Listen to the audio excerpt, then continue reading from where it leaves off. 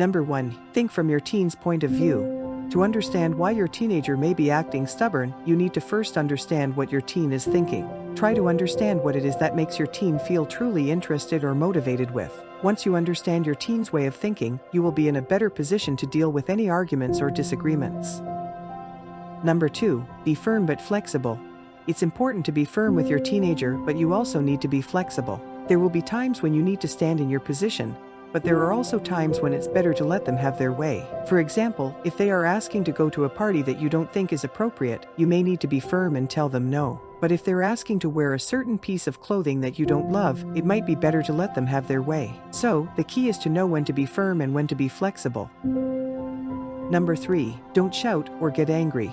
When it comes to communicating with your stubborn teenager, the best way is not to let anger or frustration get the best of you. By reacting emotionally, you risk escalating the situation and damaging your relationship with your teen. Instead, you should try using a calm, steady tone of voice to effectively convey your message. This approach will allow your teen to listen more carefully, and they are more likely to respond positively when they feel respected and acknowledged.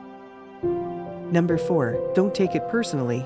When your teenage ignores you, yells at you, or pretends not to hear, remember that she's trying to feel more powerful in this situation. So, remind yourself that a power struggle or screaming match will only make things worse. Even if you're annoyed, keep calm and state the facts. If she tries to pull you in, turn around and leave. You don't have to attend every fight you're invited to.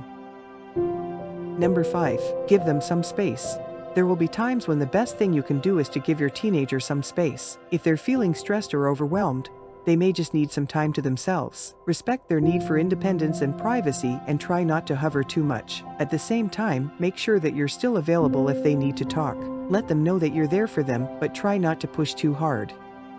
Number 6. Know your battles and don't stress on every topic.